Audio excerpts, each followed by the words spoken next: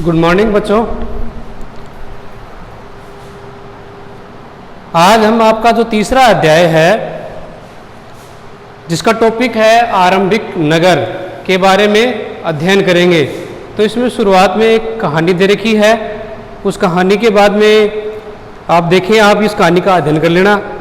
तो इस आगे देखें आप, इसमें जो प्राचीन समय में जो आदि मानव है, हमने पिछले अध्याय में आदि मानव और उसके भोजन संबंधी श्रृंखलाओं के बारे में हमने पढ़ा था। तो आदि मानव ने विकास करना प्रारंभ कर दिया था। तो विकास के बाद में उसका एक स्थायित्व जीवन प्रारंभ हो गया था। ये मैंने आपको बताया था कि एक समय ऐसा भी आया था कि वो जगह जगह विचरण करने के बजाय वो एक जगह पर निवास करने लगे थे।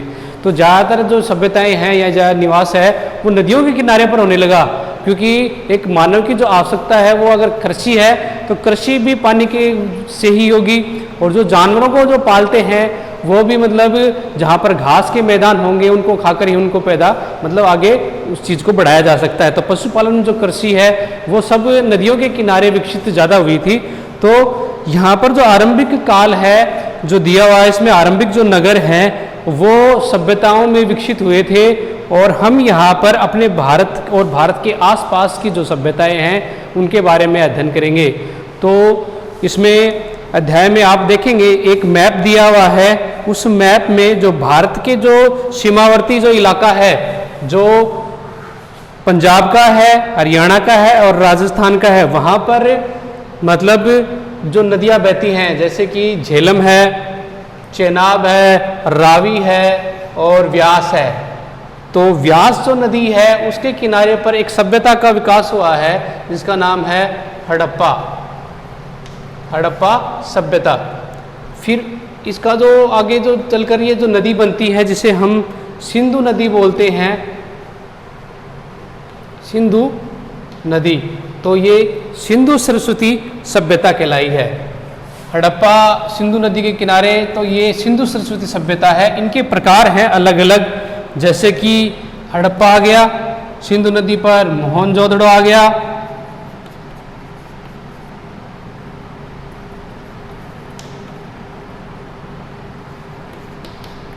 मोहनजोदड़ो। फिर इसके बाद में नीचे देखें तो इस बाद में गुजरात में आता है जिसमें चोंदड़ो,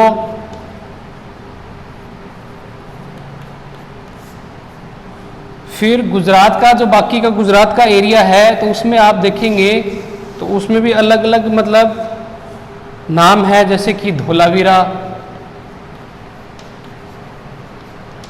फिर उसके नीचे देखें तो सुरकोटड़ा,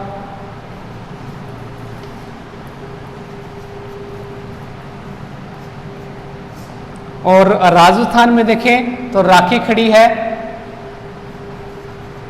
राखी गढ़ी है। और फिर उसके नीचे का इलाका देखें या उसके आगे का इलाका देखें तो कालीमंगा है जो हनुमानगढ़ में है।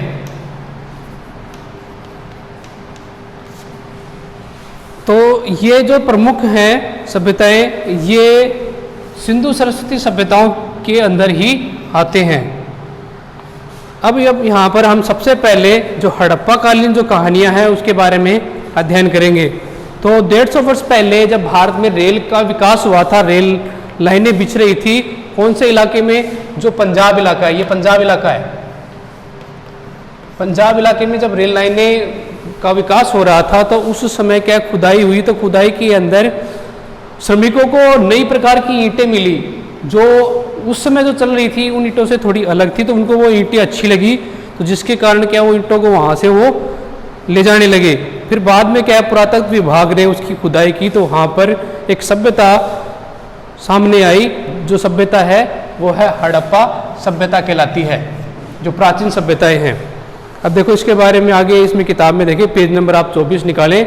24 के अंदर दिया हुआ है, एक कहानी दी हुई है कि लगभग 150 साल पहले जब पंजाब में पहली बार रेल लाइन बिछाई जा रही थी तो इस काल में जुटे इंजीनियरों को अचानक हड़प्पा पुरास्थल मिला जो आधुनिक पाकिस्तान में है। उन्होंने सोचा कि यह ऐसा खंडर है जहां अच्छी ईंटें मिलेंगी। यह सोचकर वे हड़प्पा के खंडरों में हजारों ईंटें उखाड़ ले गए, जिससे उन्होंने रेल लाइनें बिछाई। इससे कई इमारतें पूरी तरह नष्ट हो गई। जो एक इतिहास के साक्ष्य हैं वो एक प्रकार से नष्ट होते जा रहे थे। इसके बारे में आपकी किताब में बताया नहीं गया, लेकिन 1922 के अंदर दयाराम साहनी एक व्यक्ति हुए हैं जिन्होंने मतलब इस हड़प्पा सभ्यता का खुदाई के माध्यम से पता लगाया था। इसके बाद लगभग 80 साल पहले पुरातत्वविदों ने इस स्थल को ढूंढा और तब पता चला कि यह खंडहर उपमहाद्वीप के सबसे पुराने शहरों में से एक है। चूँकि इस नगर की खोज सबसे पहले हुई थी, इसलिए बाद में मिलने वाले इस तरह की सभी पुरातात्विक चीज़ों को, इमारतों और चीज़ें मिली जिन्हें हड़प्पा सभ्यता की इमारतें कहा है। इन शहरों का निर्माण लगभग 4700 वर्ष पहले हो गया था। तो एकदम एक प्रकार से कहें कि जो मानव का विकास है, उसकी मानव के विकास की जो सभ्यताएं हैं वो 4000 वर्ष पहले हो चुकी थी। अब इसके नगर के संबंधी विशेषताएं हैं। हड़प्पा, मोहनजोदड़ो, राकी खड़ी, कालीबंगा, धोलावीरा, यहाँ पर नगर व्यवस्था का जो विकास हुआ था उसमें वो नगर थे वो किस प्रकार के बने होते थे। तो एक इनकी इंजीनियरिंग डिजाइन के आधार पर होती थी, जैसे कि चौकोर जमीन होती थी, बाहर की साइडें बड़ी बड़ी सड़कें होती थी और वो सड़कें भी चौराहे के रूप में आपस में कटी हुई होती थी। तो जैसे इस प्रकार से एक चौकोर भाग बटे होते थे। घर की जो चारों दीवारें हैं वो बहुत मोटी होती थी। घर के अंदर जो मकान होते थे वो घर की 4 दीवारी होती थी, उसके चारों ओर बने होते थे, जैसे कि मैं आपको बता रहा हूँ मैप बना के। और बीच का जो बरामदा है वो खुला होता था, जिसमें स्नानागार होते थे, घर का मेन कुआं होता था, पूजा घर होते थे। और बाहर की साइड नालियाँ होती थी जो सड़कों के बीचों बीच होती थी, जो कि मतलब ढकी हुई होती थी। मतलब पानी का जो गंदा निकास है या पानी का स्वच्छ निकास है वो नालियों के माध्यम से ही घर के अंदर आता था। तो एक प्रकार से ये ढकी होती थी और ऊपर सड़कें हुआ करती थी। तो उस समय के हिसाब से देखा जाए तो उच्च इंजीनियरिंग कला एक प्रकार से उस समय विकसित हो चुकी थी। अब आपकी बुक में देखें आप, इसमें क्या दे रखा है। इन शहरों में कई को 2 या उससे ज़्यादा हिस्सों में विभाजित किया गया है। प्राय पश्चिमी भाग छोटा था लेकिन ऊंचाई पर बना होता था। यानी कि जो नगर का निर्माण है, तो नगर है वो नगर 2 हिस्सों में होता था। एक तरफ आम जनता निवास करती थी और दूसरी तरफ बड़ा भवन होता था जिसे हम राजगृह भी बोल सकते हैं, जिसमें उस राज्य का राजा रहा करता था। तो 2 हिस्से हो गए, उत्तर और पूर्व। पूर्वी हिस्सा बड़ा होता था लेकिन यह निचले इलाके में था। ऊंचाई वाले भाग में पुरातत्वविदों ने नए दुर्ग कहा है और निचले हिस्से में निचला नगर कहा, जिसमें मतलब आम जनता रहा करती थी। दोनों हिस्सों में 4 दीवारों पक्की ईंटों की बनाई जाती थी। इसकी ईंट इतनी अच्छी थी कि हजारों साल बाद आज तक इनकी दीवारें खड़ी रही। दीवार बनाने के लिए ईंटों की चिनाई इस तरह करते थे जिससे कि दीवार खूब मजबूत रहे।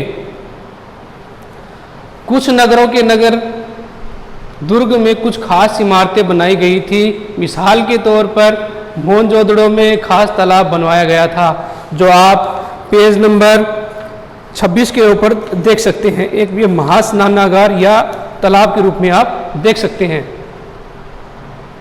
जिसमें पुरातत्वविदों ने महास्नानागार कहा है। इस तालाब को बनाने के लिए ईंट और प्लास्टर का इस्तेमाल किया गया। यानी कि ईंट है वो पक्की हुई ईंटें होती थी और प्लास्टर के लिए जो तारकोल है, जो डामर है, उसका इस्तेमाल किया गया।